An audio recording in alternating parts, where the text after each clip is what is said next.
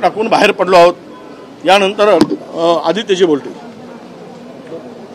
आज आपण सगळ्यांनी पाहिलंच असेल, ही चित्र सगळीकडे संपूर्ण महाराष्ट्रात जात आहेत की एका बाजूला बबनराव लोणीकरजींनी जे काही शब्द वापरलेले आहेत शेतकऱ्यांसाठी, बळीराजासाठी, भयानक शब्दात, म्हणजे आपण ते शब्द पुन्हा उच्चारू पण नाही शकत, तसे विचार देखील आपण कधी आणू नाही शकत मनात, असे त्यांनी शब्द वापरले. साधी सोपी गोष्ट हीच होती की आम्ही स्थगन प्रस्ताव मांडत असताना त्यांच्या वतीने कोणीतरी किंवा त्यांनी स्वतः माफी मागितली असती, शेतकऱ्यांची माफी मागितली असती, बळीराजाची माफी मागितली असती आणि विषय कदाचित तिथे संपला असता.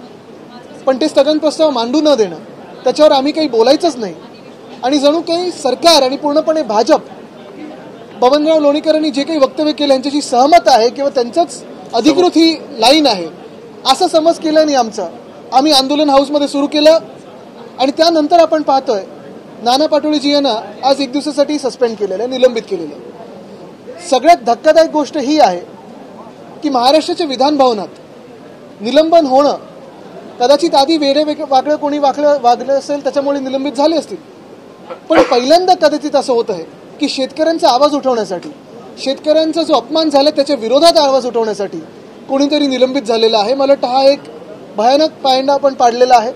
दुर्दैव ह्या महाराष्ट्राचं असं आहे की एक सरकार आमच्या डोक्यावर जे बसलेलं आहे ते सरकार निवडणूक आयोगाच्या आशीर्वादाने बसलेलं आहे आणि शेतकऱ्यांच्या नाही.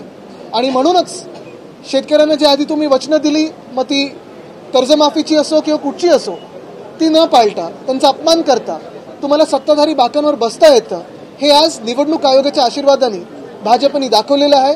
आणि तसंच आज नाना पाटोळे साहेबांचं जे निलंबन झालेलं आहे ते दुर्दैवी आहे आणि त्याचा आम्ही निषेध म्हणून आज 1 दिवस बहिष्कार टाकलेला आहे.